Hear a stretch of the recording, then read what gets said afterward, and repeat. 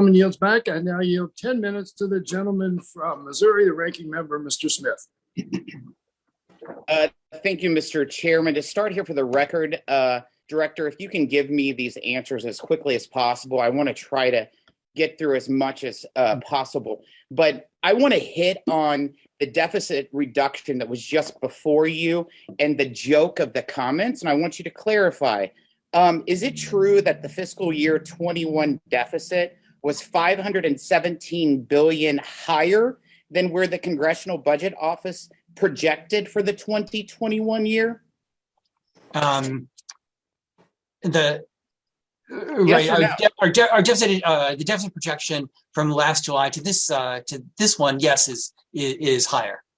So that's not a deficit reduction. And Biden's $2.78 trillion deficit in 2021 was the second highest in the history of America, driven in large part by his unpaid for $2 trillion American Rescue Plan. Is that correct? Yes, the emergency spending during the pandemic, including the American Rescue Plan, drove the deficit last year. That is correct. And so Biden's claimed fiscal year 22, a $1.5 trillion in deficit reduction is only because last year his inflationary $2 trillion ARP, American Rescue Plan, drove government spending to 30.5% of GDP, 10% higher than the historic average. His latest fiscal year 23 budget proposes annual deficits averaging 1.6 trillion a year. Director, in February 2021, your baseline showed 61 trillion in government spending over the next 10 years. You now say it will be 72 trillion, correct? Yes, that is correct over the next 10 years. Okay, so that's 11 trillion higher, correct? Yep. So in February 2021, your baseline showed just over 12 trillion in deficits over the next 10 years. You now say it will be close to 16 trillion in deficits, correct? Yes, that is correct. Yes. Got it. So 3.5 trillion more in deficits. And in February 2021, you said the first interest rate hikes wouldn't come till 2024, correct? In our economic projection, a year ago, that's correct. Yes. Okay. Got it. Of course, now we have seen the Fed already increase rates twice in the last 6 months. And in February 2021, you said the government would spend 4.6 trillion on interest payments over the next 10 years. You now say it will be over 8 trillion, correct? That is correct. It's both interest rates are higher and the amount of debt has gone up as well. So based on every indicator we are looking at here, the administration is failing the American people. Your baseline projects inflation to be 4.7% this year, but inflation has already increased by almost 4% in 2022, making it highly likely we exceed 4.7%.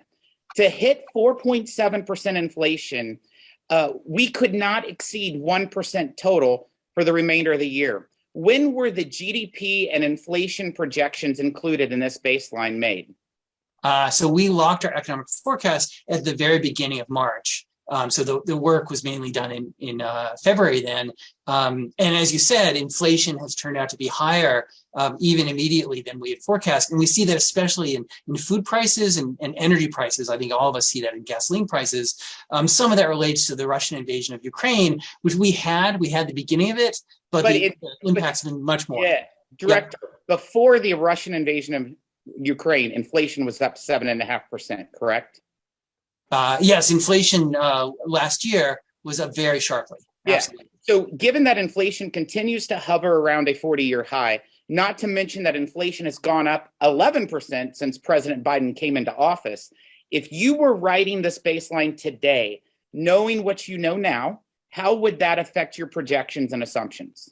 Okay, no, very good. As I said, so inflation in the first couple months of the year has turned out to be higher than we anticipated. It looks like the current quarter that we're in is coming in around our projections. the Fed has raised interest rates by more, and of course that's had an impact on financial markets. So there's instead of the sum of each, that inflation has been higher than we anticipated. The Fed's hiking, probably as a result, has been higher, and of course we've seen the impact of that on financial markets. So do you expect that 4.7% to be much lower than where we actually end up for the year? We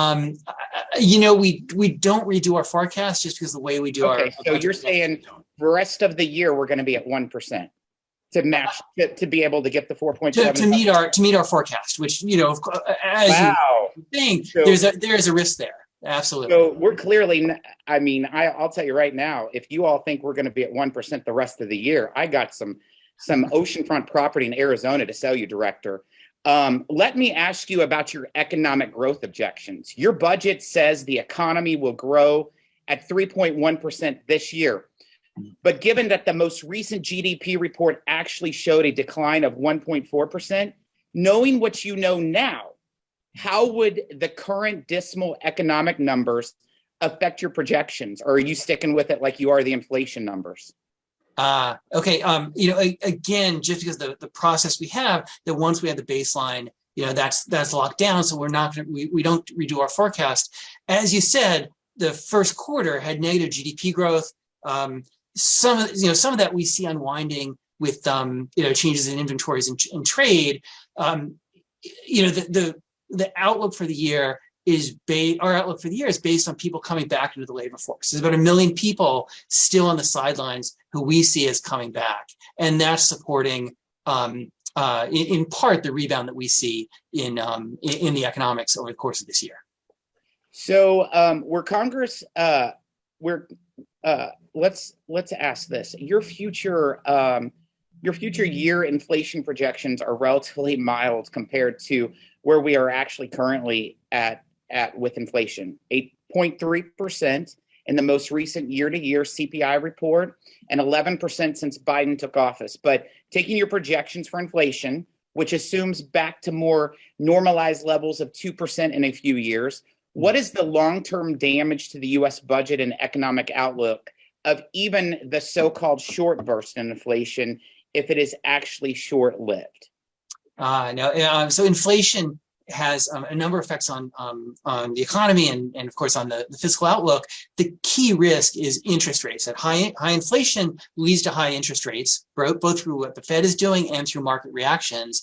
And then as the debt level has gone up, higher interest rates translate into higher net interest outlays. And you see that in our projection over 10 years, net interest outlays as a share of GDP are more than doubling in our projection. So that is the fiscal risk of high inflation. It comes through high interest rates and high payments to service the U.S. debt.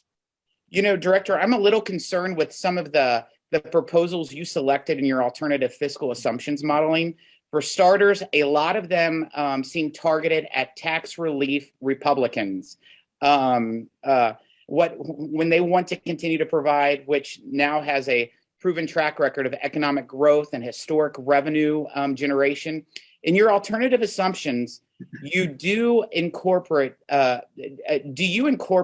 say things that the majority has been very clear that they do not view as temporary pandemic policies, and they want to continue, say things like the cost of continuing the student loan repayment moratorium indefinitely, canceling student loan debt altogether, a permanent extension of the child tax credit revision included in the American Rescue Plan that failed to include work requirements, and let's say a continuation of the increased Affordable Care Act subsidies that are set to expire.